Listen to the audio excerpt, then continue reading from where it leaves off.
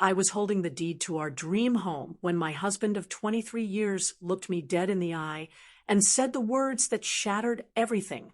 Margaret, Mother, and Patricia need this house more than we do. They're family, and you're just being selfish. Just being selfish. Afterwards, I worked double shifts at the hospital for 2 years to make the down payment, while his precious mother and sister lived rent-free in our basement. After I'd sacrificed my retirement savings, my peace of mind, and my health to build us this future.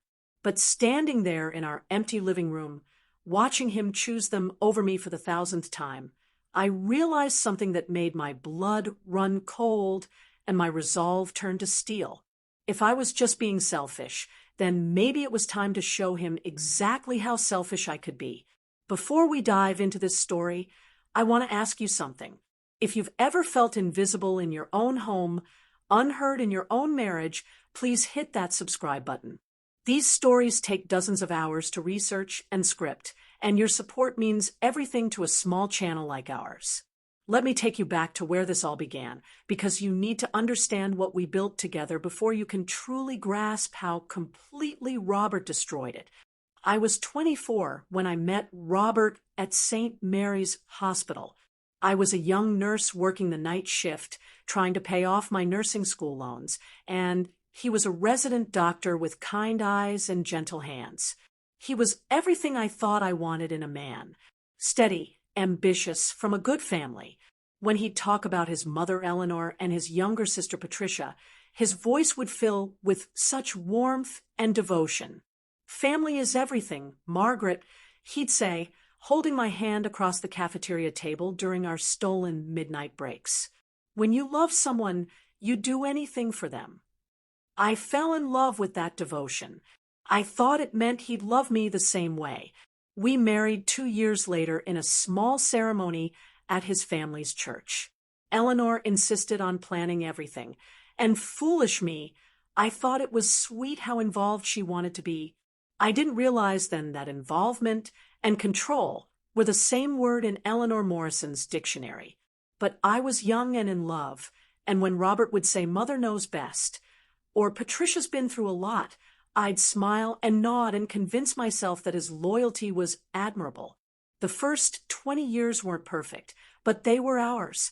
Robert built his practice, I climbed the ranks at the hospital, and we created a comfortable life together. We never had children. I'd wanted them desperately, but after 3 miscarriages, we stopped trying. The grief nearly broke me, but Robert held me through those dark months, and I thought our shared pain had made us stronger. Eleanor had opinions about our childlessness. Of course, it's probably for the best, she'd say with that tight smile of hers. Some women just aren't meant to be mothers. Patricia, who'd had 2 children she barely spoke to, would nod along like she was agreeing with profound wisdom instead of casual cruelty. But we made it work. We traveled, we invested in real estate, we talked about early retirement and a cabin by the lake. Robert seemed happy. I thought I was building a partnership. I should have seen the signs when his father died 3 years ago.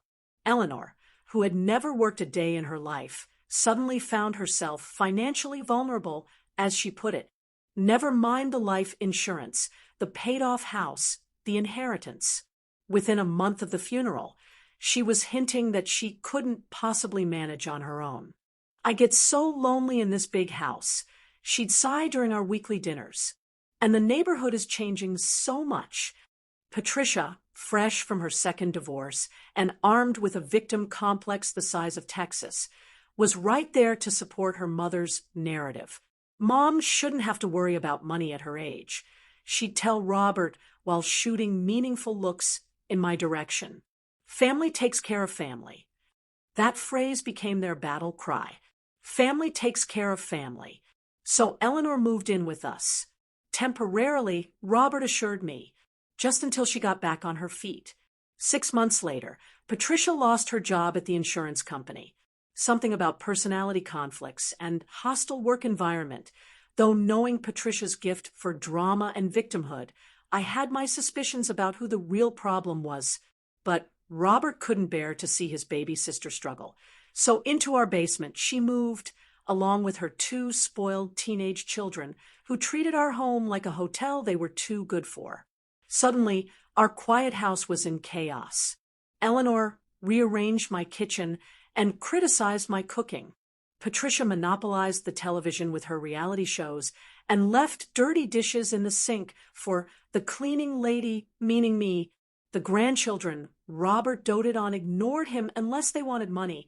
Then they'd climb all over Uncle Bobby with practiced smiles. I bit my tongue. I told myself it was temporary. I worked longer hours to avoid the tension at home and to pay for the grocery bills that had tripled overnight. When Eleanor complained that her arthritis made it hard to contribute to household expenses, I picked up extra shifts. When Patricia's unemployment ran out and she still hadn't found work, I quietly covered her car payments so Robert wouldn't stress about it. 2 years. 2 whole years of living like a guest in my own home while supporting 3 adults and 2 teenagers who treated me like I was the hired help. But I endured it all because I love my husband, and I truly believed that love would be enough. I thought Robert would eventually see what his family was doing to us. To me, I thought he'd remember that I was supposed to come first. How naive I was. The breaking point came when Robert announced we were house hunting. "We need more space," he said over dinner, while Eleanor nodded approvingly and Patricia smiled that calculated smile of hers. Something where everyone can be comfortable. My heart lifted. Finally, I thought. Finally, he sees that this isn't working. We found the perfect house after 3 months of searching. A beautiful colonial with a big kitchen. I could envision hosting Real family dinners in a master suite that would be our sanctuary, and yes, a guest room for visits. It was expensive, but we could manage it if I kept picking up those extra shifts, and if we were careful with our budget. I fell in love with that house the moment I walked through the front door. I could see our future there. I could see us growing old together on the big screened porch, finally having the space and peace we needed. Robert seemed excited too. We made an offer that night, but I should have noticed how quickly Eleanor and Patricia latched onto the house hunting process, how they'd study the floor plans and discuss room assignments like they were planning their own move. I should have paid attention when Eleanor started talking about her garden, and Patricia mentioned how nice it would be to finally have a proper space for entertaining. I was too busy working 70-hour weeks to make our dream happen, too busy managing the mortgage application and inspection schedules and contractor estimates, too busy believing that Robert and I were planning our future together. The closing was on a Friday. I remember taking the afternoon off, getting my hair done, wearing the blue dress Robert had complimented me on at Christmas. I thought we were celebrating the beginning of our new chapter. We met the realtor at the house for the final walkthrough. Everything was perfect. The hardwood floors gleamed, the kitchen counter sparkled, and the afternoon sun streamed through those big windows I'd already planned to hang curtains in. Robert signed the papers with a flourish, and when the realtor handed me the keys, I actually teared up. "Welcome home, Mrs. Morrison," she said with a warm smile. I had never felt happier. That's when Robert's phone buzzed. He glanced at it, and his whole demeanor changed. "What is it?" I asked. "Mother and Patricia. They're at the old house with a moving truck." My stomach dropped, but I tried to stay calm. "They're moving out? That's wonderful news." Robert looked at me like I'd said something incredibly stupid. "No, Margaret, they're moving here. Today." The words hit me like a physical blow. "Here? To our house." "Our house," he said, with emphasis that made it clear he thought I was being obtuse. "They're family. Of course they're coming with us." I stared at him, waiting for the punchline, for him to smile and tell me he was joking. When he didn't, when his expression remained earnest and slightly impatient, I felt something cold and hard settle in my chest. "We never discussed this," I said quietly. "We didn't need to," he replied. "I assumed you understood. This house has 4 bedrooms. More than enough space for all of us. All of us. Not us. All of us. Robert, this is our home. Our fresh start." That's when he said those words that branded themselves into my memory forever. "Margaret, Mother, and Patricia need this house more than we do. They're family, and you're just being selfish." I looked at this man I'd loved for 23 years. This man I'd worked myself to exhaustion for. This man who just dismissed my feelings, my sacrifice, my very existence in one casual sentence. And something inside me died. But something else was born. Something cold and calculating and absolutely finished with being invisible. "You're right," I said, my voice surprisingly steady. "They do need it more." Robert smiled, clearly relieved that I was being reasonable. He had no idea what he'd just unleashed. By the time we got back to the old house, the chaos was already in full swing. Eleanor was directing traffic like a general commanding troops, pointing to boxes and furniture while Patricia filmed everything on her phone, probably planning to post about their exciting moving day on social media. "Margaret," Eleanor called out when she saw me. "Thank goodness you're here. We need to discuss room assignments. I've been thinking the master suite would be perfect for me, what with my bad knees and the bathroom access." Patricia nodded enthusiastically, and I was hoping for the room with the walk-in closet.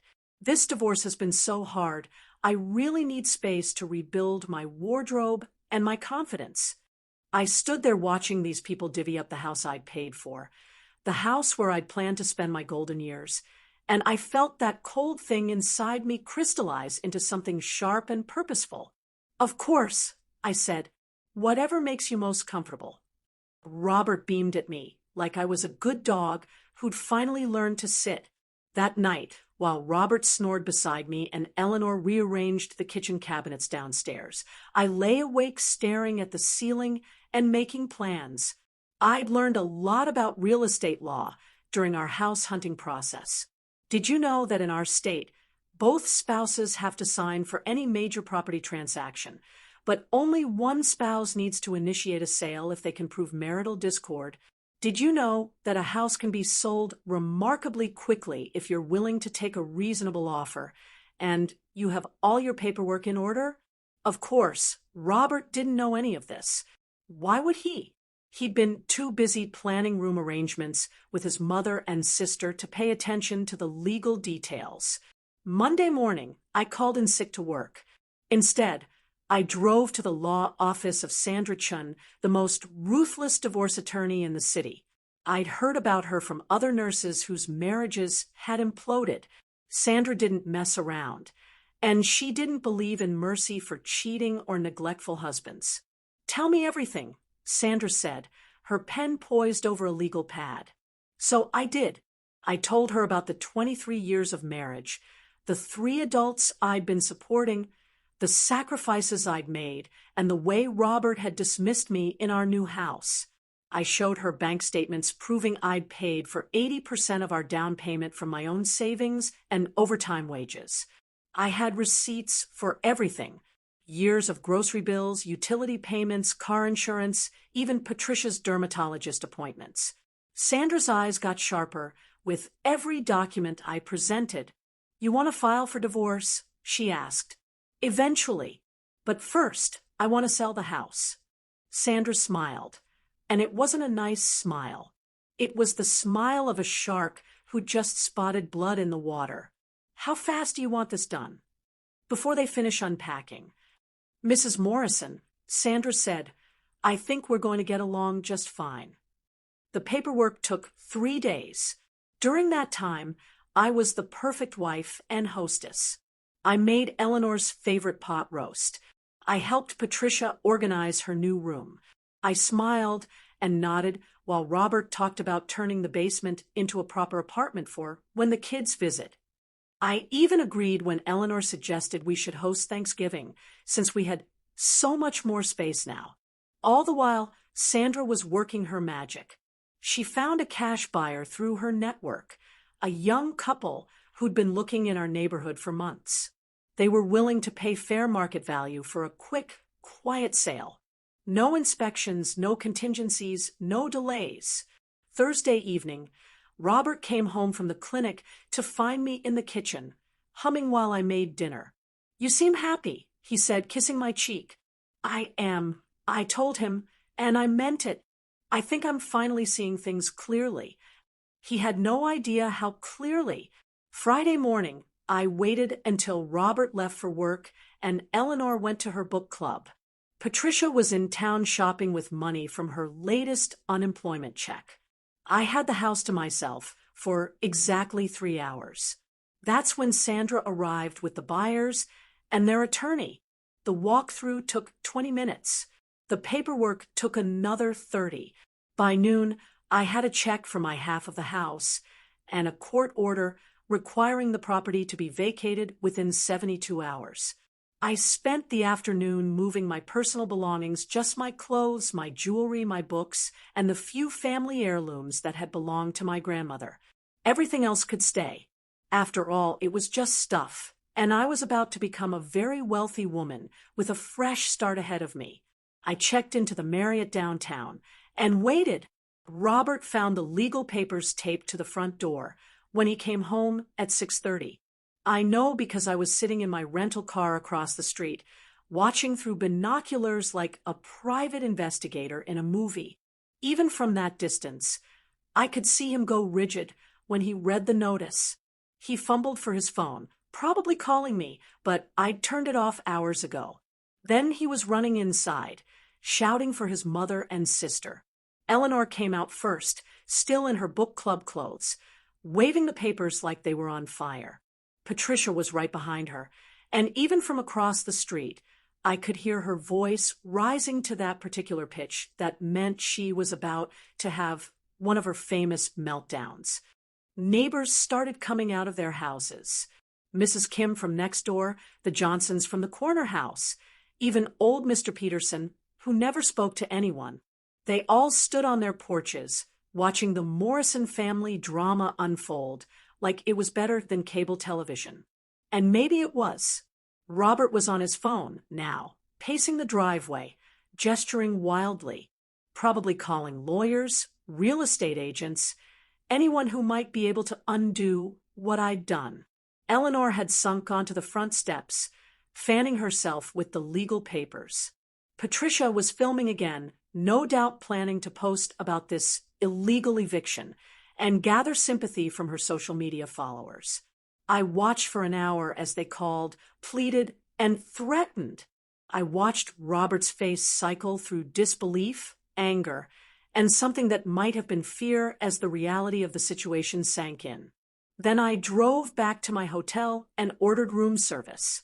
My phone had 47 missed calls by the time I turned it on Saturday morning. I deleted them all without listening to a single message. Instead, I called Sandra. "How did it go?" she asked. Like clockwork. "What happens next?"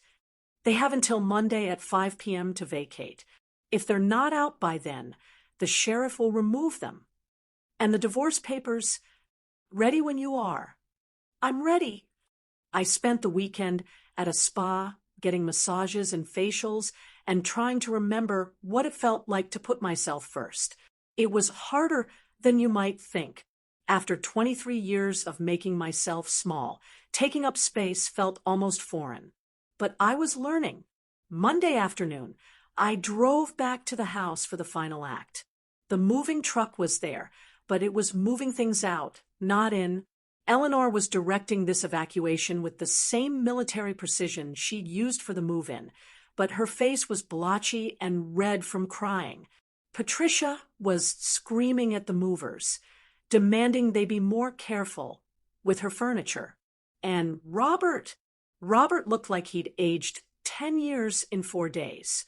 He saw me pull up and immediately started walking toward my car. I rolled down the window. "Margaret, please," he said. "We can fix this. We can work something out." "There's nothing to fix," I said calmly. "You made your choice, Robert. You said they needed it more than I did. So I made sure they could have it. That's not what I meant, and you know it. I looked at this man who'd shared my bed for over 2 decades, this man who'd promised to love and honor me, this man who'd thrown me away the moment it became inconvenient to keep me. Actually, it's exactly what you meant.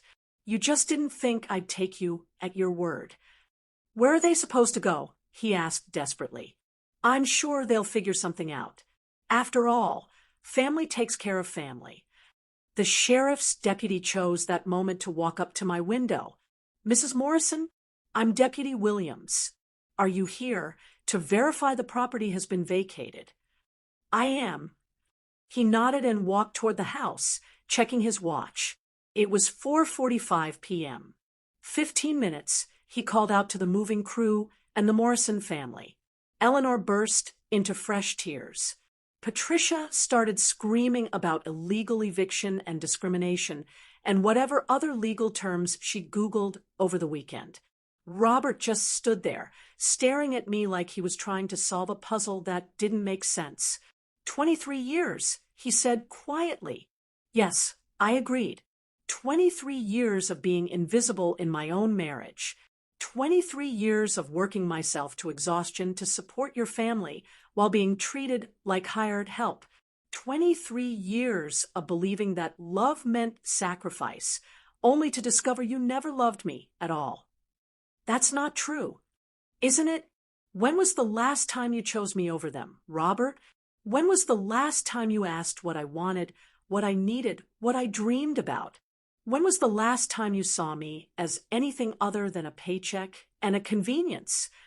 He opened his mouth, then closed it again, because we both knew the answer was never.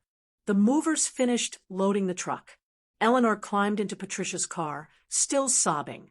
Patricia shot me one last venomous look before speeding away. Robert was the last to leave. He stood in the driveway of the house I'd sold out from under him, holding a single suitcase and looking lost. Where will you go? I asked, not because I cared, but because I was curious. Patricia found a 2-bedroom apartment across town. I'll sleep on the couch until I can figure something else out. The irony was perfect. After choosing his mother and sister over his wife, he'd ended up homeless and dependent on the very people who'd destroyed his marriage. I'm filing for divorce tomorrow. I told him. Sandra Chun will be representing me. His face went white. Sandra's reputation preceded her. Margaret, please. Can't we at least try counseling? I almost laughed. You want to try counseling now? After 23 years of dismissing my feelings and 20 minutes of being held accountable for your choices. I started to roll up my window, then stopped. Robert, I want you to understand something. I didn't do this to hurt you. I did this to save myself. For 23 years, I made myself smaller and smaller trying to fit into the space you left for me in your family. I gave up my dreams, my money, my dignity, and my sense of self to make you happy. And in the end, you threw me away like I was nothing. I looked at the house that would never be ours, at the man who'd never really been mine. But I'm not nothing. I'm a skilled nurse with a full pension, no debt, and half of everything we built together. I'm 57 years old, and I finally know what I'm worth. I drove away without looking back. The divorce took 6 months. Sandra was as ruthless as advertised. By the time she was done, I had the retirement accounts, half of Robert's practice, and alimony that would let me retire comfortably in 5 years instead of 15. Robert tried to contest it. Of course, he hired his own lawyer and argued that I'd acted in bad faith by selling the house without warning. But Sandra had every receipt, every bank statement, every piece of evidence showing how I'd financially carried his family for years while being emotionally abandoned by my husband. The judge wasn't impressed with Robert's arguments. When Robert's lawyer tried to paint me as vindictive and calculating, Sandra calmly presented 23 years of documentation showing my generosity and his neglect. Your Honor, Sandra said during closing arguments, Mrs. Morrison didn't act vindicatively. She acted rationally. After years of being treated as a bank account rather than a partner, she simply withdrew her investment. The final decree was everything I'd hoped for and more. But the real victory wasn't financial. The real victory was what I built afterward. I bought a small house near the lake, the kind of place Robert and I had once talked about retiring to. It has a wraparound porch where I drink my coffee in the morning and a garden where I grow vegetables and flowers. It's quiet and peaceful and completely mine. I cut back to part-time at the hospital and started volunteering at a women's shelter, helping other women navigate the legal system when they're ready to leave marriages that have become prisons. It turns out that a lifetime of managing household finances and dealing with insurance companies translates beautifully to helping women protect their assets during divorce proceedings. Eleanor died 6 months after the divorce was finalized. Heart attack, brought on by the stress of living in Patricia's cramped apartment and watching her son's life fall apart. Robert called to tell me about the funeral, I think hoping I'd feel guilty or want to pay my respects. I sent flowers, a small arrangement with a card that read, with sympathy, nothing more. Patricia moved back in with Robert after her mother died. Last I heard, she was still unemployed and still posting dramatic updates about her journey of healing on social media. Robert looks exhausted every time I see him around town, which isn't often since he can't afford to live in our old neighborhood anymore. I don't feel sorry for them. They made their choices, just like I made mine. The difference is, I chose myself. Sometimes I run into mutual friends who ask if I regret what I did, if I wish I'd tried harder to make the marriage work. The question always surprises me because the answer is so obviously no. How do you regret saving your own life? I learned something important in those final weeks of my marriage. Love without respect isn't love at all. It's just dependency dressed up in prettier words. And sacrifice without appreciation isn't noble. It's just self-destruction with a good reputation. For 23 years, I believed that being a good wife meant making myself invisible. I thought love meant giving until there was nothing left of me to give. I thought family meant accepting whatever scraps of attention and affection were left over after everyone else had been fed. I was wrong about all of it. Real love sees you. The real family protects you. Real partnership means being chosen every single day, not just when it's convenient. Robert chose his mother and sister over me. So I chose myself over all of them. And for the first time in decades, I was the one who won. Last weekend, I was at the farmer's market buying tomatoes for my garden when I saw him. Robert, looking older and more tired than his 59 years, walking alone past the vegetable stands. For just a moment, our eyes met across the crowd. He raised his hand in a tentative wave, and I could see the question in his eyes. The hope, maybe, that enough time had passed for us to be friendly, that perhaps I'd softened, forgiven, forgotten. I turned away and bought my tomatoes from a different vendor. Some bridges, once burned, should stay that way. I'm 71 now, and I've never been happier. I have friends who see me, hobbies that fulfill me, and a bank account that's entirely my own. I travel when I want to, eat what I like, and sleep in the middle of my own bed without worrying about anyone else's needs or demands. If you're listening to this story and seeing pieces of your own life reflected back at you, I want you to know something. It's never too late to choose yourself. It's never too late to demand the respect you deserve. And it's never too late to walk away from people who make you feel small. You are not selfish for having boundaries. You are not cruel for protecting your peace. And you are not obligated to set yourself on fire to keep other people warm, no matter what they call love. The house on Maple Street sold again last year. The young couple who bought it from me kept it for 3 years. then moved to a bigger place when they had their second child. I drive by sometimes just to see how they've changed the landscaping, added a swing set in the backyard. It looks like a home where people are happy, where children play, and couples grow old together, and no one has to disappear to make room for everyone else. It looks like the life I thought I was building, but never really had. And I'm okay with that now, because I built something better. I built a life where I matter, where my voice is heard, where my dreams count for something. I built a life worth living. The greatest revenge isn't destruction. It's a reconstruction. It's taking the pieces of yourself that someone else tried to discard and building something beautiful from what remains. Robert thought I was just being selfish when I refused to disappear quietly into the background of my own life. He was right. I was being selfish, and it was the most generous thing I ever did for myself. If this story resonated with you, please share it in the comments and subscribe to the channel. Have you ever had to choose between your family's expectations and your own happiness? I'd love to hear your thoughts and experiences. Your stories might be exactly what someone else needs to hear today.